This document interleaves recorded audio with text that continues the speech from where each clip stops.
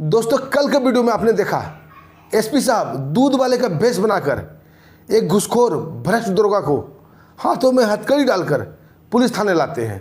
तभी वो दरोगा एसपी साहब और इंस्पेक्टर को धमकी देने लगता है और बोलता है, तुम लोग मेरा कुछ भी नहीं बिगाड़ सकते। मेरे इस भ्रष्टाचार के खेल में बड़े बड़े अधिकारी से लेकर बड़े बड़े नेता भी शामिल हैं। सब तक कमीशन पहुंचता है। तुम लोग मुझे छोड़ दो वरना तुम लोगों की वर्दी उतर जाएगी या ट्रांसफ़र कर दिए जाओगे। तभी दोस्तों ये बातें हो ही रही थी कि थाने के बाहर बहुत ज़बरदस्त शोर उभरता है और एक नेताजी अपने काफिले के साथ कई वीआईपी गाड़ियों के साथ थाने में प्रवेश करते हैं। फिर जो होता है दोस्तों बड़ा ही ज़बरदस्त होता है। एक तरफ बड़ी पहुंच वाला नेता, बड़ा रसूख वाला नेता और दूसरी तरफ एक ईमानदार आईपीएस अधिकारी राजवीर नायक।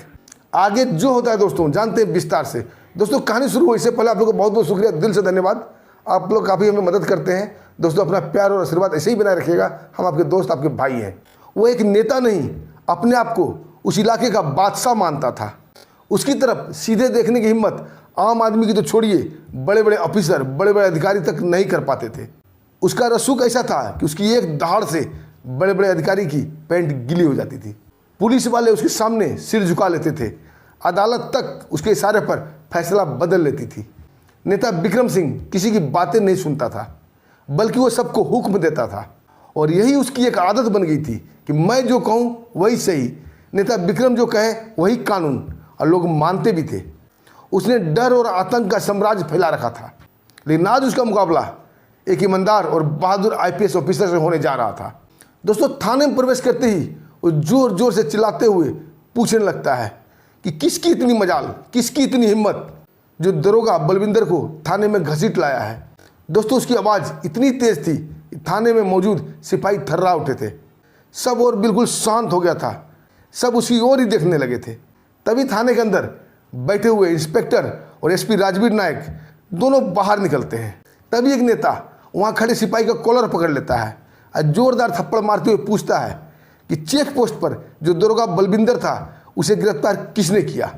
बेचारा वो सिपाही थप्पड़ खा के थर थर कांपने लगता है और डरते डरते इशारा इंस्पेक्टर जसवंत सिंह की तरफ कर देता है। दोस्तों वो नेता उस सिपाही को जोरदार धक्का देता है, उसे छोड़ देता है और इंस्पेक्टर जसवंत की ओर बढ़ता है और बड़ा ही रोबदार आवाज़ में इंस्पेक्टर जसवंत से पूछता है, तुम्हारी हिम्मत कैसी हुई उस दरोगा को गिरफ्तार करने की। इंस्पेक्टर बड़ा ही सरल लहजे में बोलता है कि सर उसके खिलाफ घूसखोरी का आरोप था। उसके घूसखोरी के कारण एक किसान ने आत्महत्या की थी। नेता तमकते हुए पूछता है, यह आरोप किसने लगाया। इंस्पेक्टर की आंखें ऑटोमेटिक एसपी साहब की तरफ घूम जाती है, जो कि अभी भी दूध वाले के भेष में ही थे।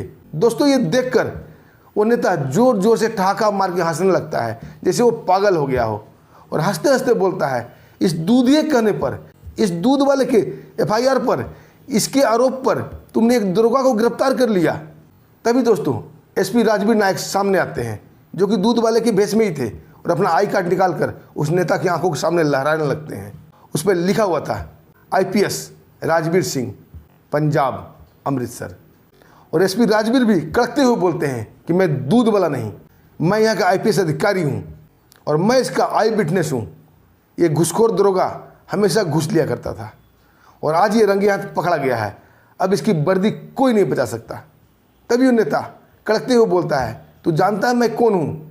तभी एसपी साहब बोलते हैं, आप चाहे जो कोई भी हों लेकिन कानून से बड़े नहीं हो सकते।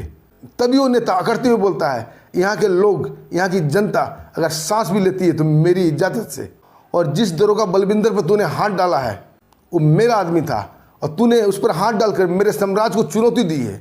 दोस्तों ये बातें सुनकर एसपी साहब को बड़ा ही अटपटा लगता है। एक थाने में एक नेता पुलिस वाले के सामने एक आईपीएस अधिकारी को धमकी दे।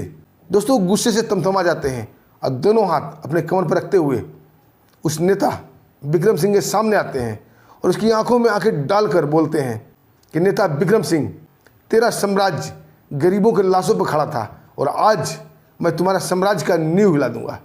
दोस्तों नेता एक बार तो एसपी साहब का तेवर देखकर घबरा जाता है, लेकिन झूठा रोब दिखाते हुए बोलता है कि गुरूर में ना रहो एसपी, मेरे एक फ़ोन पर तुम्हारी वर्दी के साथ साथ तुम्हारी कुर्सी भी हवा हो जाएगी। दोस्तों एसपी साहब भी शब्दों को चबाते हुए आंखों में आंखें डाल के बोलते हैं कि ये नेता की कुर्सी नहीं जो 5 साल में हवा हो जाती है।